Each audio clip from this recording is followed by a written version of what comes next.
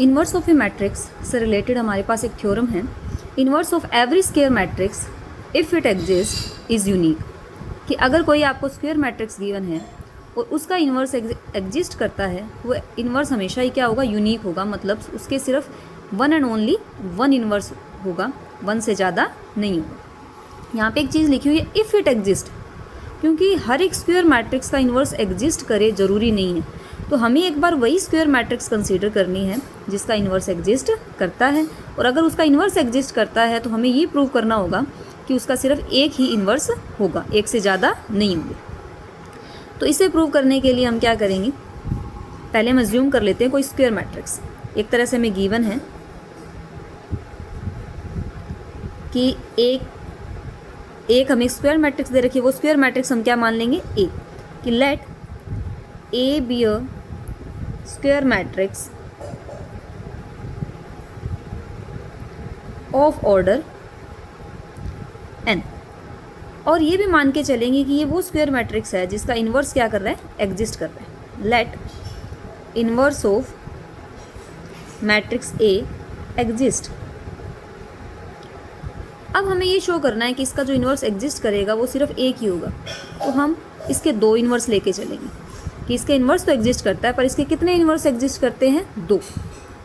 Late B and C be two inverse of matrix ए।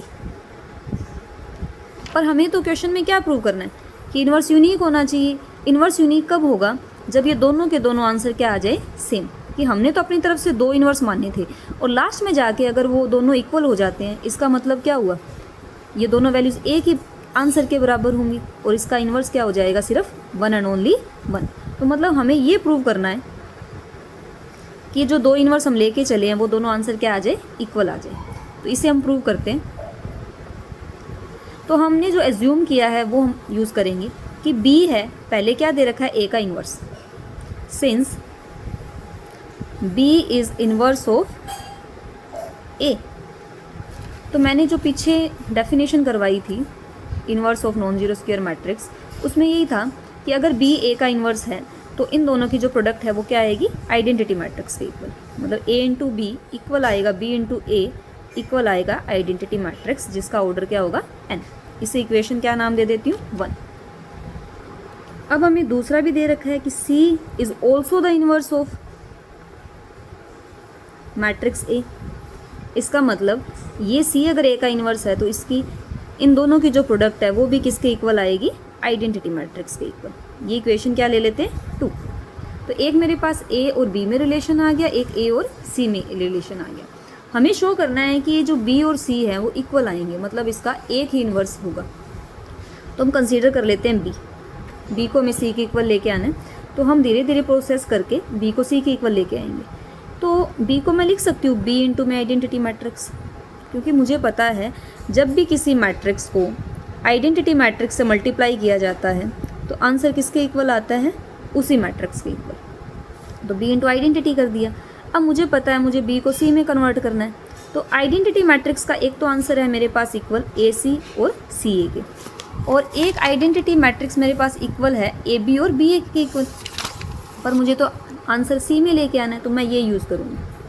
तो B into में identity matrix को मैं लिखूँगी A इंटू C के इक्वल। आइडेंटिटी मैट्रिक्स को क्या लिख दूँगी, A इंटू C। अब मैं यहाँ पर B और A को इकट्ठा कर लेती हूँ, C बाहर कर देती हूँ। अब B इंटू A, ये आंसर मेरे पास इक्वल था, B into A answer equal था आइडेंटिटी मैट्रिक्स के। तो B इंटू A मैंने लिख दिया आइडेंटिटी मैट्रिक्स इंटू C। तो अगेन देखो C जो स्क्वायर मैट्रिक्स है उसकी मल्टीप्लाई आइडेंटिटी मैट्रिक्स से हो रही है। तो अभी मैंने बताया था कि जब भी किसी स्क्वायर मैट्रिक्स को आइडेंटिटी मैट्रिक्स से मल्टीप्लाई करते हैं तो आंसर वही सेम स्क्वायर मैट्रिक्स मेरे पास आ जाती है। तो इसे मैं क्या लिख सकती हूँ, C मैट्रिक्स के इक्वल। लेके चले थे हम B मैट्रिक्स और आंसर लास्ट में किसके इक्वल आ गया, C के, mean B equal to C। तो हमने जो भी दो इन्वर्स एज्यूम करे थे A मैट्रिक्स के, वो दोनों आंसर इक्वल आ गए। इसका मतलब inverse of square matrix A वो क्या आ गया, यूनिक, क्योंकि अपनी तरफ से दो लिए थे और लास्ट में दोनों का आंसर सेम आ गया। मतलब वो एक ही आंसर देगा हमें, दो डिफरेंट आंसर हमें नहीं मिलेंगे।